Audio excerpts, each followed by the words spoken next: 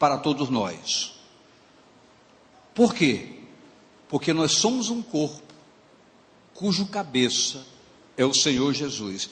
Todo mundo sabe disso, mas é nossa obrigação só reavivar a memória.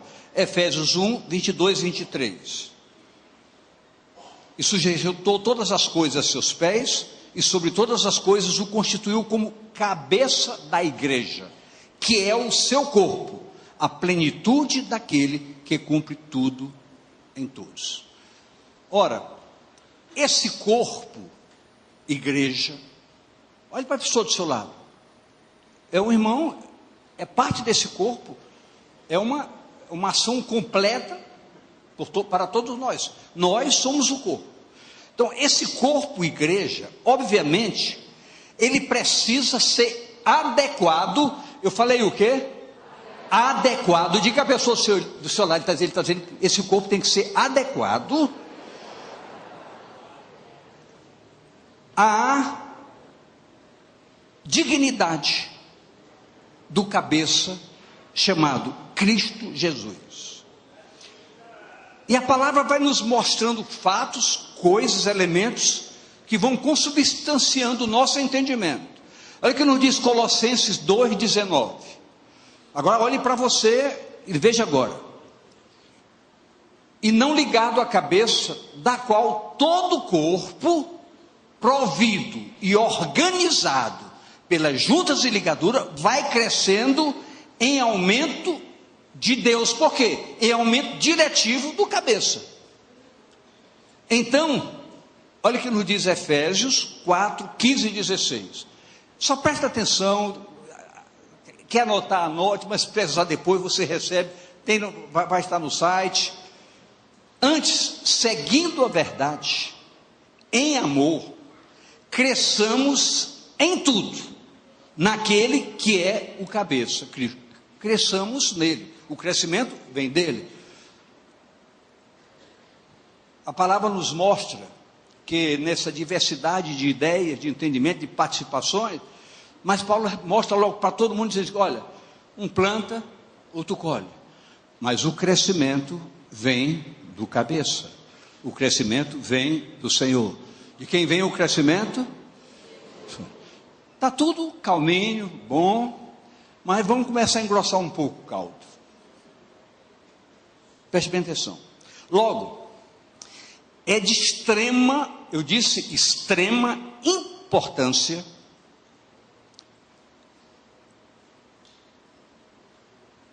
é zelo que tratemos de ajustar tudo para que não sejamos encontrados faltosos. Então, temos que ajustar esse corpo em todos os detalhes. Para quê? Para que não sejamos encontrados faltosos. Quem tem que ajustar? Pode dizer, eu. Digo você, eu preciso ajustar o meu caminhar a essas diretrizes para não me achar faltoso diante dessas próprias diretrizes que vêm do cabeça. Deus é tão zeloso para conosco, que para que nós pudéssemos confeccionar todos esses propósitos, nós precisávamos de uma direção objetiva, forte, verdadeira. Então, só o Espírito Santo, de poder, pode nos ajudar plenamente, pois Ele é o Espírito da verdade. Ele é o Espírito Santo de poder, mas Ele é o Espírito da verdade. Então, temos que caminhar na verdade. Então, é esse Espírito da verdade que vai nutrir todos os ensinos que vão nos habilitar para essa jornada. Isso não impede lutas nem dificuldades.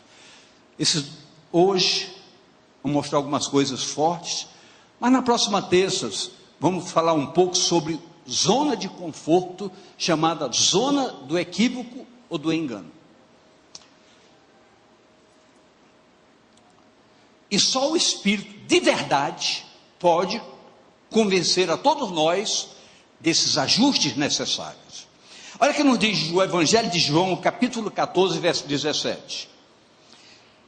O Espírito da verdade, que o mundo não pode receber, porque não o vê, nem o conhece, mas vós o conheceis, por quê? Porque ele habita convosco e estará em vós. Então, ele será a resposta a todas as expectativas, por mais pesada que seja uma dúvida, o Espírito Santo tira essa dúvida e nos convence plenamente da absoluta verdade. Reforçando isso, João 16:8, e quando ele vier, ele convencerá o mundo da justiça, do pecado e da justiça e do juízo. Ok. Queridos, quando Paulo escreveu a sua primeira carta aos Coríntios, ele nos traz nessa carta, no capítulo 5, o seguinte: aí nós somos chamados ao rigor, o que é que eu falei? Rigor do zelo para com esse corpo. A nossa obrigação diante do Senhor, a ocuparmos um púlpito com seriedade, não só é que nós pastores vivamos essa verdade com rigor, mas também mostremos o rigor da palavra para que o corpo se ajuste plenamente aos fundamentos estabelecidos, para que ninguém se sinta enganado, nem engane ninguém. Ninguém fique aqui iludido, eu vou para o céu, e o céu está longe de você. Nós queremos que o céu esteja de porta aberta para você. Então nós temos que trabalhar com essa verdade ousada e corajosamente. Então, o rigor de um zelo, isso não é uma sugestão. Olha o que nos diz que na realidade isso é um decreto. 1 Coríntios 5, 6 e 7. Vamos voltar depois desse mesmo versículo. Não é boa a vossa jactância. Palavra complicada. O que significa jactância? Jactância significa vaidade, ostentação, arrogância. Não é boa a vossa vaidade, a vossa arrogância espiritual. Não é boa. Porque existem fatos contraditórios para isso, ou favoráveis a isso. Deixa eu voltar aqui.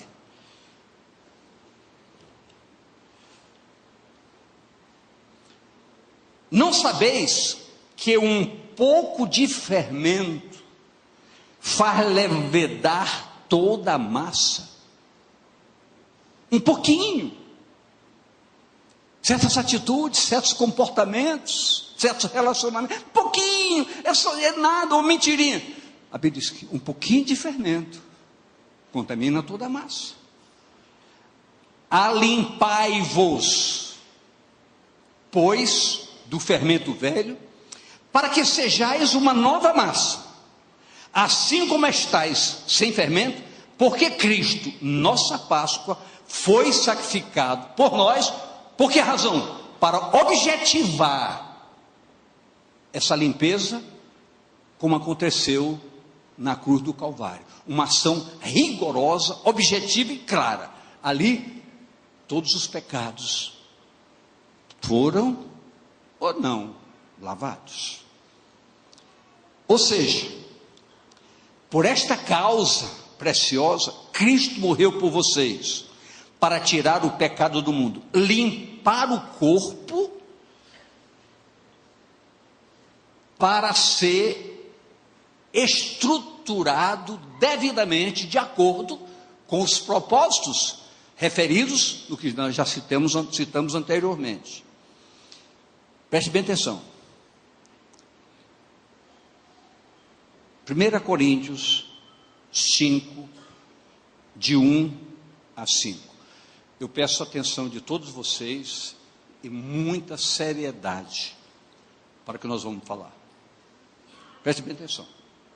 Geralmente, aqui está citando um fato. Vamos supor, eu vou apagar esse fato e vou fazer aparecer na tela fatos outros que pode mexer com cada um. Apenas uma referência, mas que se torna um fundamento para todos nós. Geralmente se ouve que há entre vós fornicação e fornicação tal, que nem ainda entre os gentios, como é haver alguém que abuse da mulher de seu pai. Isso é apenas um fato. Estais inchados, e nem ao menos vos entristecestes, por não ter sido dentre vós tirado quem cometeu tal ação.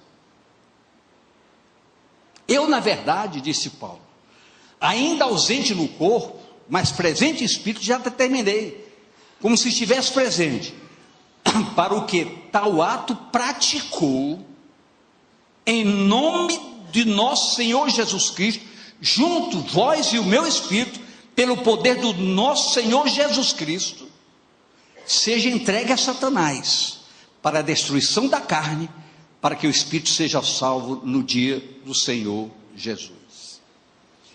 Quando se lê algo dessa natureza, aí a gente precisa mergulhar um pouco naquilo que se chama sinceridade plena e absoluta. O apóstolo Paulo, apesar de ausente fisicamente da igreja, do corpo, em Corinto, qualificava como soberba da igreja, uma igreja soberba, que consente em conviver harmoniosamente com o pecado. Ele diz, é soberba de uma igreja, que aceita o convívio com o pecado.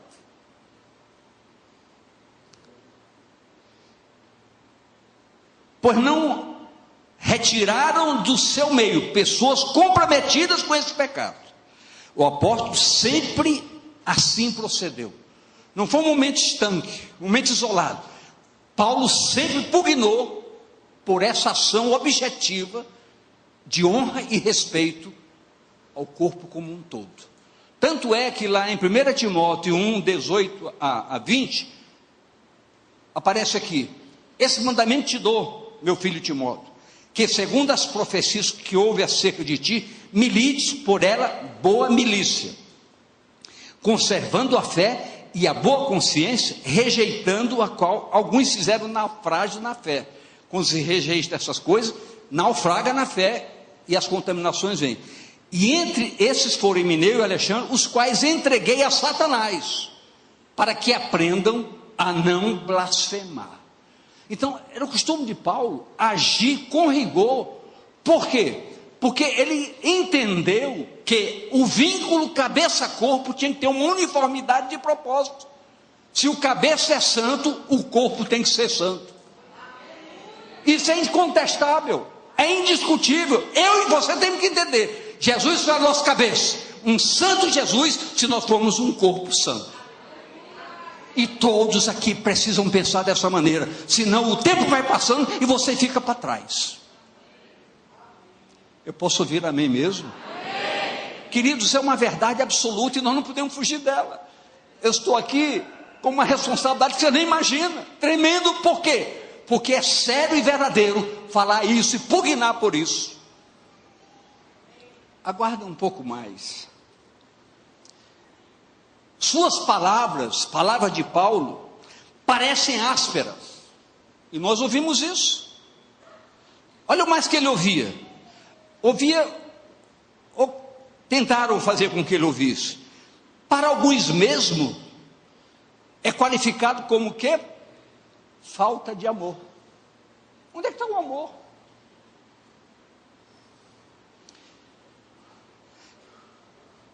Isso, contudo, se anula diante de algo maior: o zelo para com o rebanho, e acima de tudo, para com a essência do reino, o qual nos foi outorgado pela graça de Deus em Cristo Jesus, que para tal pagou o alto preço, para que nós pudéssemos estar hoje aqui congregados com um propósito. Mas a cruz foi a destruição do pecado, e a igreja não pode conviver com o pecado. Eu posso ouvir o seu amém, querido?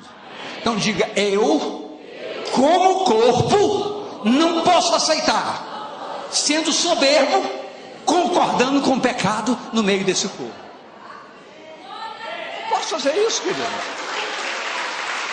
Não posso.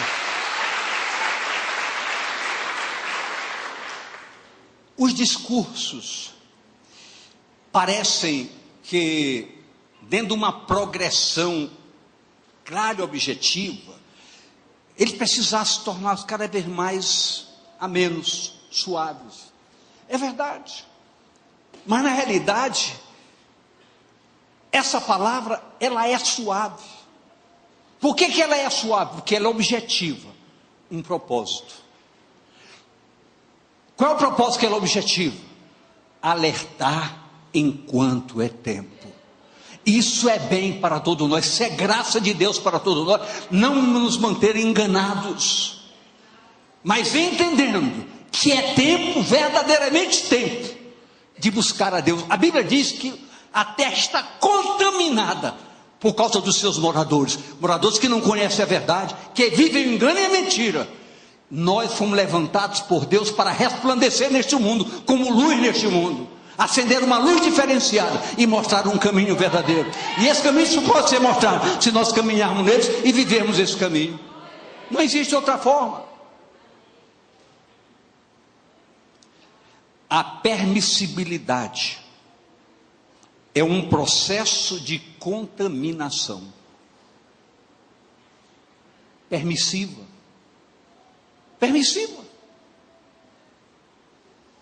A gente conversa na área pastoral, o que a gente fica sabendo que acontece em tanto lugar, chamado igreja, nos assusta.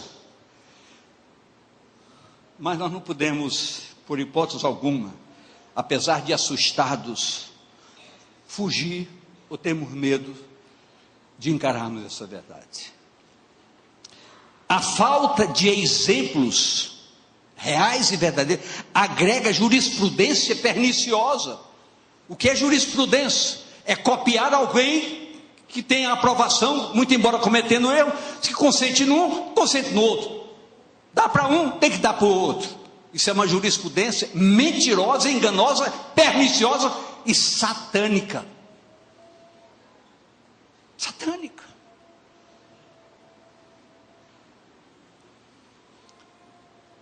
Toda ação disciplinar é extremamente necessária.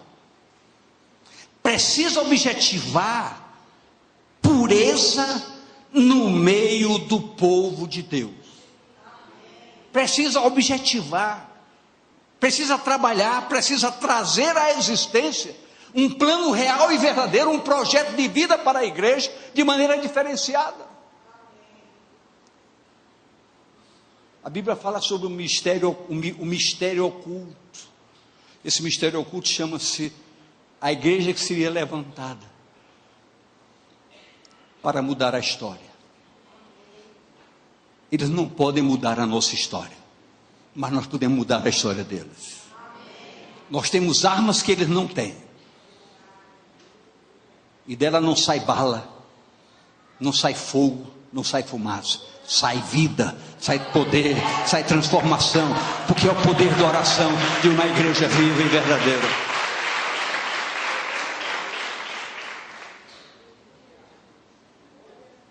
Mas escute,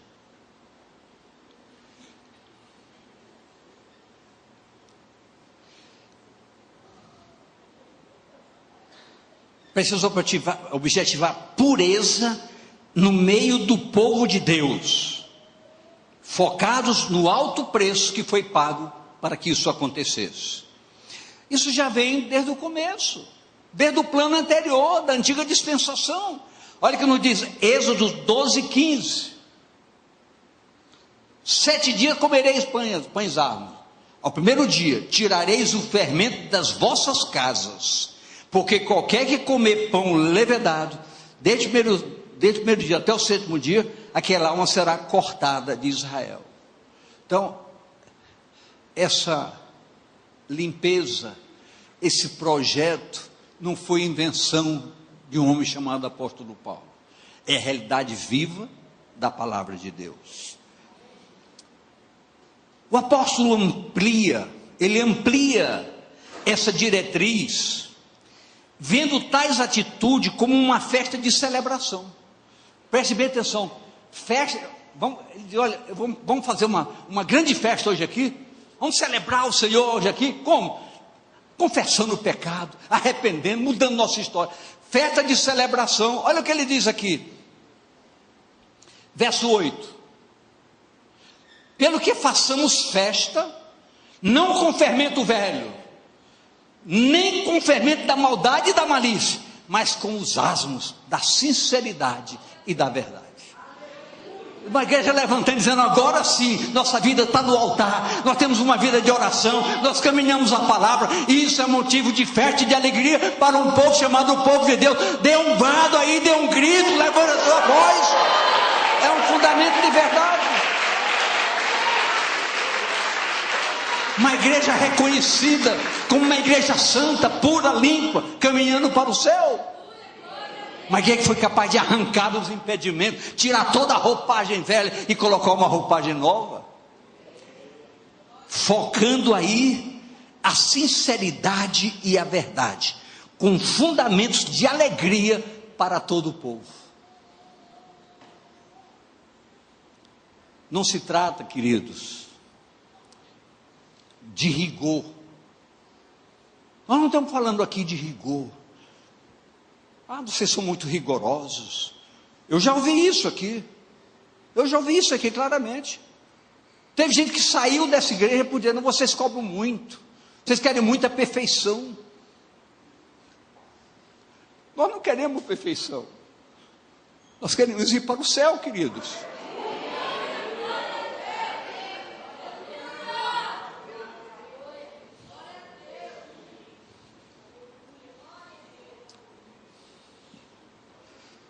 Não se trata de rigor,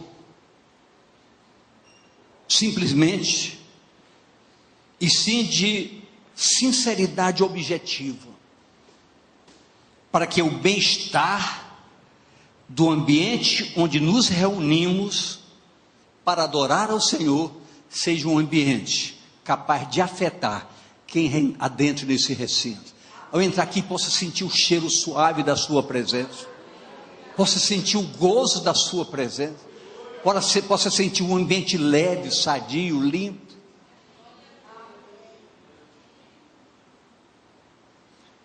Eu posso ouvir amém, querido? A gente lamenta porque muitas pessoas se acomodam, se tornaram somente domingueiros, quando, como bom se todo mundo pudesse ouvir isso.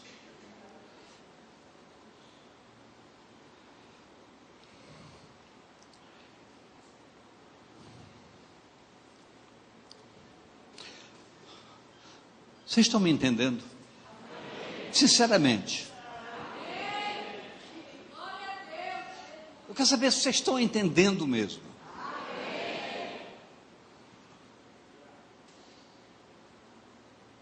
O apóstolo Paulo, mesmo distante, como é um corpo só ligado, ele em seu espírito sentia as coisas, mesmo de longe. E de longe ele mandava a sua orientação pelas epístolas. Ele procurava orientar a dignidade da igreja através dos seus ensinos. Olha o que nos diz o verso 9: já por carta vos tenho escrito que não vos associeis com os que se prostituem. Já pensou o que é isso?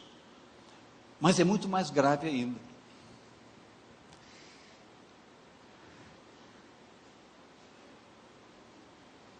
A partir daí, ele disse mais, versos 10 e 11. Isso não quer dizer absolutamente com os devassos desse mundo. Então você não podia entrar numa loja para comprar nada. Mas observem isso, por favor. Ou com os avarentos, ou com os roubadores, ou com os idólatras. Porque então seria necessário sair do mundo. Você não podia entrar no ônibus, no seu trabalho, na escola. Ia ficar trancado dentro do seu quarto, morrer de inanição. Inanição é parado, sem falar, sem movimentar. Mas, agora, vamos dizer hoje, escrevi que não vos associei com aquele que se dizendo irmão, for devasso, avarento, idólatra, maldizente, beberrão. Estou falando beberrão. Ou roubador. Com tal, nem ainda com mais. Você pode imaginar o rigor dessa verdade, querido? A gente se reúne na cantina, todo mundo junto. Nós temos que propiciar o ambiente condizente com os fundamentos revelados da palavra. Essa responsabilidade, pode fazer isso com o seu dedinho. É sua, é nossa, de cada um.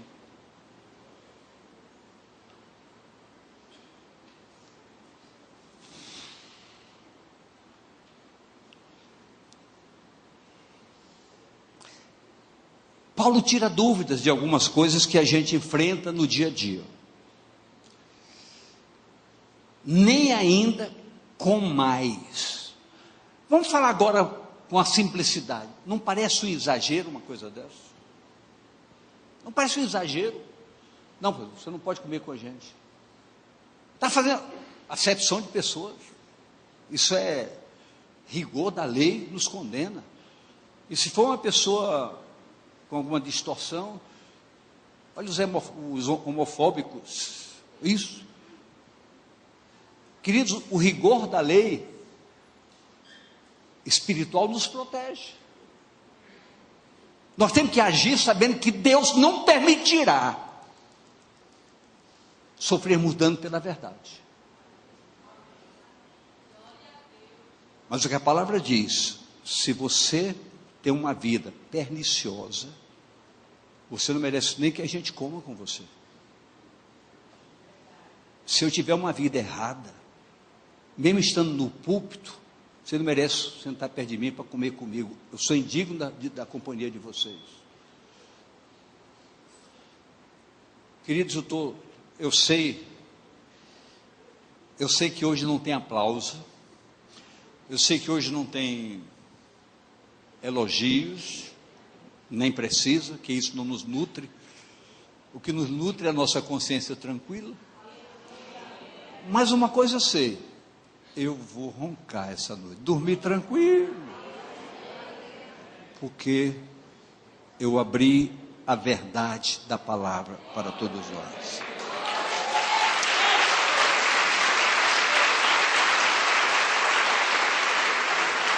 Isso é muito sério e é radical. Isso é radical. Eu sei que isso é radical. A demanda do Evangelho para todos nós é essa. 2 Tessalonicenses 3,14. Mas se alguém não obedecer a nossa palavra, por esta carta, disse Paulo, notai o tal, e não vos misturei com ele, para que se envergonhe.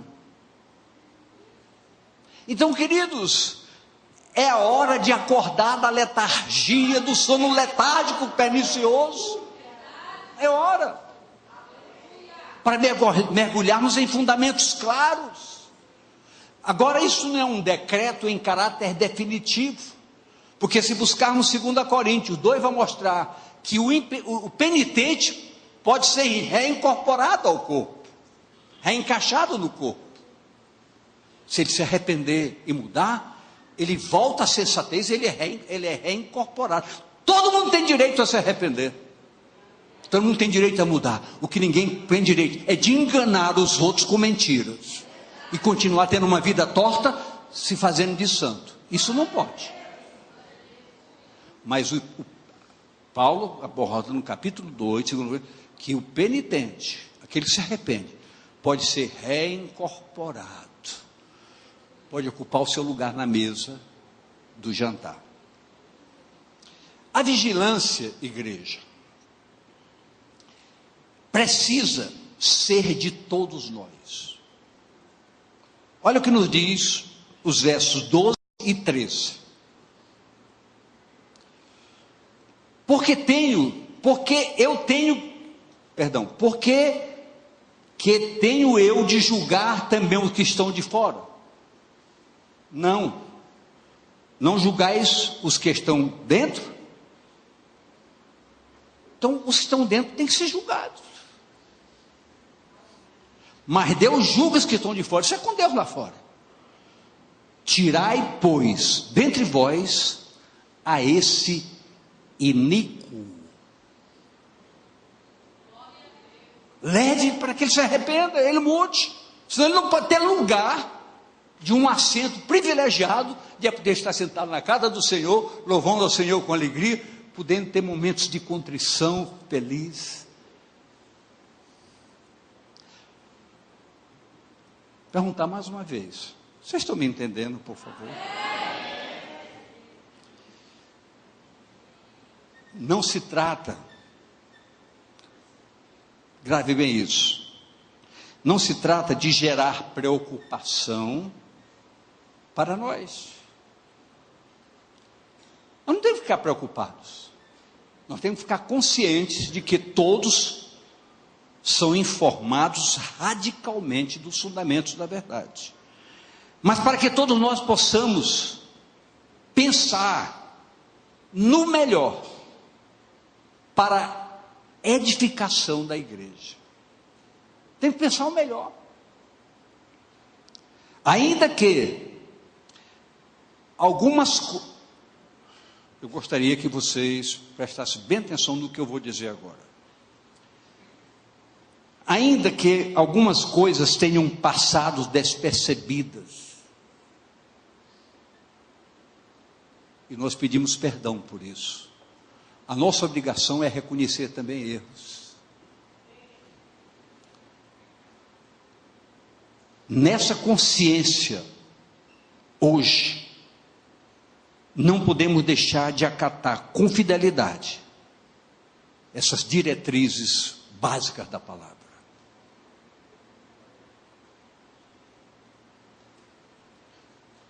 João 2,17.